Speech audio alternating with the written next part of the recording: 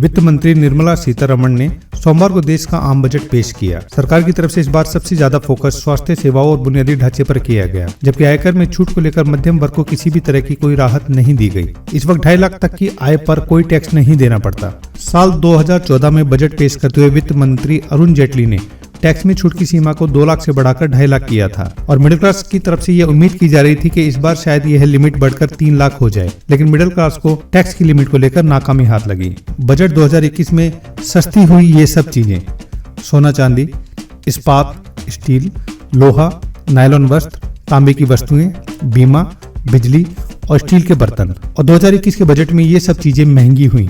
Electronic उत्पाद, mobile phone charger, आयातित रत्न यानी कीमती पत्थर, चमड़े के जूते, आयातित ऑटो पार्ट्स, सिल्क उत्पाद, पेट्रोल डीजल और सोलर सेल।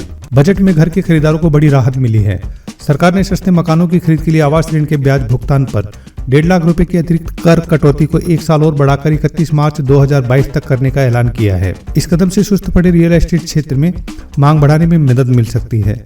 सरकार ने 2019 के बजट में 2 लाख रुपए से ऊपर 1.5 लाख रुपए की अतिरिक्त कटौती की घोषणा की थी। वरिष्ठ नागरिकों को भी आयकर रिटर्न में छूट। उन वरिष्ठ नागरिकों की जिनकी आयु 75 वर्ष से ज्यादा है और उनकी आय का स्रोत सिर्फ पेंशन है, उन्हें आयकर रिटर्न से छूट दी गई है। वायु प्रदूषण से निपटने के लिए 2000 करोड़ के पैकेज का ऐलान किया गया है। मोबाइल उपकरणों पर कस्टम ड्यूटी बढ़ा दी गई है। एग्री फंड के लिए एग्री सेस से जुटाया जाएगा फंड और सड़क से हटेंगे पुराने वाहन। सरकार 20,000 करोड़ रुपए की पूंजी के साथ विकास वित्त संस्थान गठित करेगी। स्वैच्छिक वाहन कबाड़ नीति के तहत पुराने वाहनों को हटाया जाएगा। व्यक्तिगत उपयोग वाले वाहनों के लिए 20 साल बाद फिटनेस जांच का प्रस्ताव रखा गया है। बजट के बाद शेयर बाजार में शानदार तेजी।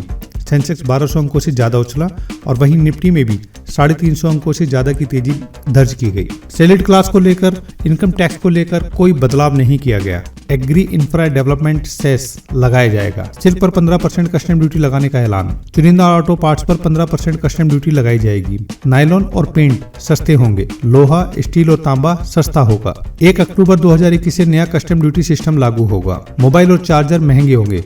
सरकार ने इन पर दी जाने वाली कई छूट को वापस लिया। स्टार्टअप शुरू करने वालों के लिए अच्छी खबर, 31 मार्च 2022 तक कोई टैक्स नहीं देना होगा। सस्ते घरों के लोन पर मिलने वाली 1.5 लाख रुपए की टैक्स छूट 2022 तक जारी रहेगी। रिट और इनबिट के डिविडेंड पर टैक्स नहीं देना होगा। एनआरआईज को इनकम टैक्स में ऑडिट से छूट मिलेगी। टैक्स ऑडिट की लिमिट 5 करोड़ से बढ़ाकर 10 करोड़ की गई। 3 साल से पुराने टैक्स के पेंडिंग मामले नहीं खोले जाएंगे। पेंशन से हुई इनकम पर भी कोई टैक्स नहीं देना होगा। 75 साल से ज्यादा उम्र के लोगों को इनकम टैक्स रिटर्न दाखिल करने की जरूरत नहीं है। वित्त वर्ष 2022 में 12 लाख करोड़ रुपए कर्ज लिया जाएगा। राज्यों को अपना वित्तीय घाटा 3% पर लाना होगा। वित्तीय घाटे की भरपाई के लिए 80,000 करोड़ रुपए की जरूरत।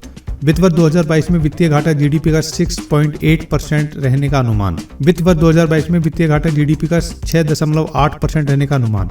खबरें फटाफट और अन्य खबरों के लिए न्यूज़ 43 चैनल को अब भी सब्सक्राइब करें और बेल नोटिफिकेशन को ऑन करें ताकि आने वाली हमारी सभी न्यूज की सूचना आपके पास सबसे पहले पहुंचे।